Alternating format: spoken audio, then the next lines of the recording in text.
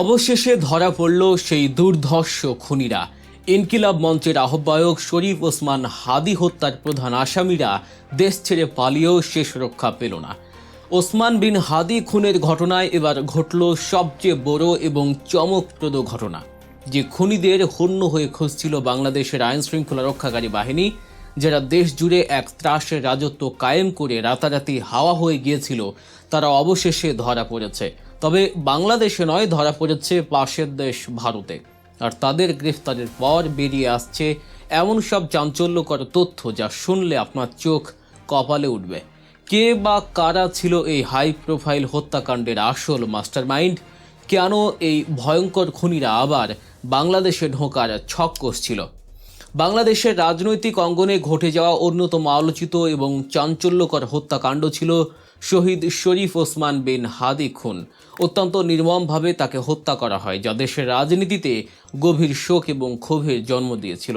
এই হত্যাকাণ্ডের পর থেকেই প্রধান দুই আসামি, পটুয়াখালীর 37 বছর বয়সী ফয়সাল করিম মাসুদ এবং ঢাকার 34 বছর বয়সী আলমগীর হোসেন নিখোঁজ ছিল। তারা দুজনেই ছাত্রলীগের সাবেক নেতা। বাংলাদেশ পুলিশের চোখে ধুলো দিয়ে তারা সীমান্ত পাড়ি দেয়, কিন্তু শেষ রক্ষা হয়নি। ভারতের পশ্চিমবঙ্গ পুলিশের বিশেষ শাখা বা স্পেশাল টাস্ক ফোর্স এক অত্যন্ত শ্বাসরুদ্ধকর এবং সুকৌশলী অভিযানের মাধ্যমে তাদের গ্রেফতার করেছে। ভারতীয় সংবাদ মাধ্যম ANI এবং পশ্চিমবঙ্গ পুলিশের দেয়া প্রেস বিজ্ঞপ্তি থেকে এই খবর সামনে আসতেই গোটা দেশ জুড়ে রীতিমতো তোলপাড় শুরু হয়ে গেছে। সামাজিক যোগাযোগ মাধ্যমগুলোতে বইছে খুশির বন্যা। কিন্তু প্রশ্ন হলো, এই দুর্ধর্ষ খুনিরা ভারতে গেল কিভাবে? STF দেয়া তথ্য অনুযায়ী খুনের পর এই অপরাধীরা মেঘালয় সীমান্ত ব্যবহার করে অত্যন্ত সুকৌশলে অবৈধভাবে ভারতে প্রবেশ করেছিল। ভারতের মেঘালয়ের পাহাড়ি এবং দুর্গম এলাকা ব্যবহার করে তারা মূলত আইন শৃঙ্খলা রক্ষাকারী বাহিনীর নজরদারি এড়াতে সক্ষম হয়। ভারতে প্রবেশের পর তারা এক জায়গায় স্থির থাকেনি। নিজেদের আসল পরিচয় গোপন করে, আত্মগোপন করে, বারবার স্থান পরিবর্তন করে তারা ভারতের বিভিন্ন জায়গায় ঘুরে বেরিয়েছে। কিন্তু অপরাধী যতই চালাক হোক না কেন, আইনের হাত থেকে চিরকাল লুকিয়ে থাকা সম্ভব নয়। STF এর কাছে একটি অত্যন্ত গোপন এবং বিশ্বাসযোগ্য তথ্য আসে যে বাংলাদেশের চাঁদাবাজি ও খুনের মতো গুরুতর অপরাধ সংগঠিত করে দুই পলাতক আসামি পশ্চিমবঙ্গ রাজ্যের বনগাঁ সীমান্ত এলাকায় অবস্থান করছে। পুলিশের প্রাথমিক জিজ্ঞাসাবাদে বেরিয়ে আসে এক ভয়ঙ্কর ষড়যন্ত্রের তথ্য। তারা ভারতের বিভিন্ন জায়গায় লুকিয়ে থাকার পর মূলত সুযোগ বুঝে পুনরায় বাংলাদেশে প্রবেশের জন্যই এই বনগাঁ সীমান্তকে বেছে নিয়েছিল। হয়তো তাদের পরিকল্পনা ছিল দেশে ফিরে এসে নতুন কোনো রাজনৈতিক অস্থিরতা তৈরি করা অথবা পুরনো কোনো আক্রোশ মেটানো। গত 7 ও 8 মার্চের মধ্যবর্তী রাতে, অর্থাৎ শনিবার দিবাগত মধ্যরাতে, STF এর চৌকস দল যখন বনগাঁ এলাকায় সাঁড়াশি অভিযান চালায়, তখন এই দুই পলাতক আসামির আর পালানোর কোনো পথ খোলা ছিল না। একেবারে হাতে নাতে গ্রেফতার করা হয় ফয়সাল করিম মাসুদ এবং আলমগীর শেখকে। এই চাঞ্চল্যকর খবরের আরও গভীরে যাওয়ার আগে এবং মাস্টার মাইন্ডদের নিয়ে কথা বলার আগে আপনাদের মনে করিয়ে দিই, দেশ বিদেশের এমন সব সত্য এবং বিশ্লেষণধর্মী খবর সবার আগে পেতে গল্প নিউজ চ্যানেলটি সাবস্ক্রাইব করে রাখুন। গ্রেফতারের পর রবিবার তাদের ভারতের সংশ্লিষ্ট আদালতে হাজির করা হলে অবৈধ অনুপ্রবেশ এবং অবস্থানের দায়ে সুনির্দিষ্ট ধারায় মামলা দায়ের করা হয়। আদালত পুরো ঘটনাটি বিস্তারিত তদন্তের জন্য তাদের পুলিশি হেফাজতে পাঠানোর নির্দেশ দিয়েছেন। এখন সবচেয়ে বড় প্রশ্ন হচ্ছে, এরপর কি হবে? যেহেতু তারা বাংলাদেশের একটি হাই প্রোফাইল হত্যা মামলার সাথে জড়িত, তাই তাদের দেশে ফিরিয়ে আনার প্রক্রিয়াটি এখন সবচেয়ে বেশি গুরুত্ব পাবে।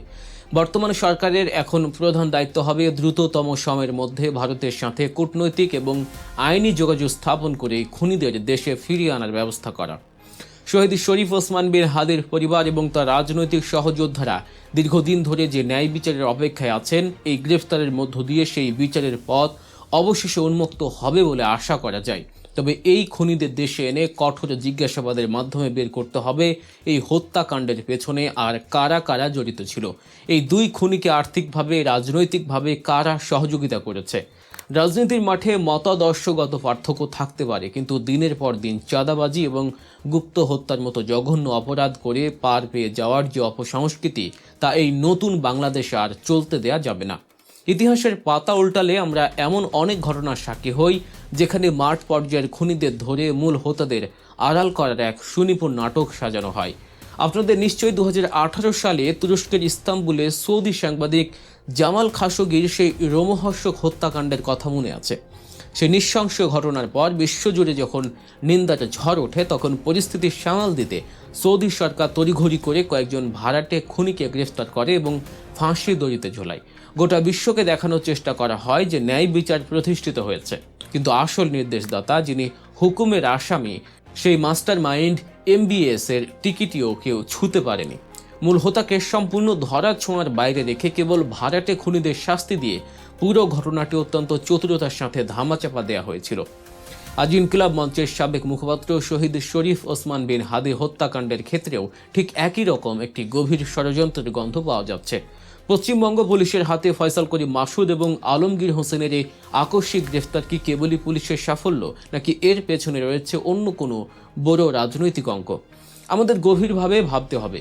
আপাত দৃষ্টিতে এই দুজনকে আটকের মাধ্যমে কি আসল হুকুমের আসামিকে খাশোগি হত্যাকাণ্ডের মতোই আড়াল করার কোনো সূক্ষ্ম ব্লুপ্রিন্ট বাস্তবায়িত হতে যাচ্ছে? ফয়সাল এবং আলমগীর হয়তো কেবলই ঘুঁটি, তারা নির্দেশ পালনকারী বা ভাড়াটে খুনি হিসেবে এই জঘন্য কাণ্ড ঘটিয়েছে, কিন্তু কার নির্দেশে তারা এত বড় একটা কাজ করার সাহস পেল? একজন স্ত্রীকে স্বামীহারা করলো, তাকে খুঁজে বের করতেই হবে। নৈপথ্যে থেকে কারা তাদের অস্ত্র, অর্থ, রাজনৈতিক প্রশ্রয় এবং সীমান্ত পার হয়ে ভারতে আত্মগোপন করার মতো বিশাল লজিস্টিক্স সাপোর্ট দিল?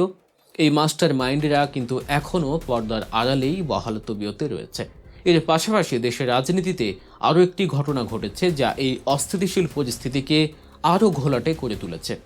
ঢাকা ৮ আসনে যেখানে শরীফ ওসমান বিন হাদি দাঁড়িয়েছিলেন, সেই একই আসনের MP মির্জা আব্বাস তার প্রতিদ্বন্দ্বী প্রার্থী নাসিরউদ্দিন পাটোয়ারির বিরুদ্ধে একটি মামলা ঠুকে দিয়েছেন। বোঝাই যাচ্ছে রাজনৈতিক মাঠ কতটা উত্তপ্ত এবং এর ভেতরে কত গভীরে হিসাব নিকাশ চলছে। সচেতন নাগরিক এবং বিপ্লবী জনতা হিসেবে আমাদের পরিষ্কার জানিয়ে দিতে হবে, বিচারের নামে ধামাচাপা দেওয়ার কোনো ঘটনা বাংলাদেশে আর কোনোভাবেই ঘটতে দেওয়া যাবে না। শুধু ফয়সাল আর আলমগীরকে দেশে ফিরিয়ে এনে বিচার করলেই এই ঘটনার প্রকৃত বিচার হবে না। তাদের রিমান্ডে নিয়ে কঠোর জিজ্ঞাসাবাদের মাধ্যমে বের করে আনতে হবে সেই অদৃশ্য হাতগুলোকে, যারা দূর থেকে বসে এই হত্যাকাণ্ডের নকশা তৈরি করেছে, যারা পেছন থেকে কলকাঠি নেড়েছে। সেই মূল হোতাদের যে কোনো মূল্যে গ্রেফতার করে আইনের আওতায় আনতে হবে। কেবল ব্যবহৃত অস্ত্রটিকে ধ্বংস করলেই হবে না, যে হাত সেই অস্ত্র চালিয়েছে তাকেও শেকল পরাতে হবে, নচেত শহীদ শরীফ ওসমান বিন হাদির রক্ত বৃথা যাবে এবং দেশে গুম খুনের এই বিচারহীনতার সংস্কৃতি কখনোই বন্ধ হবে না। বিচারের নামে এই ধরনের কোনো প্রহসন যেন না হয়, সেদিকে আমাদের সবার সজাগ দৃষ্টি রাখতে হবে।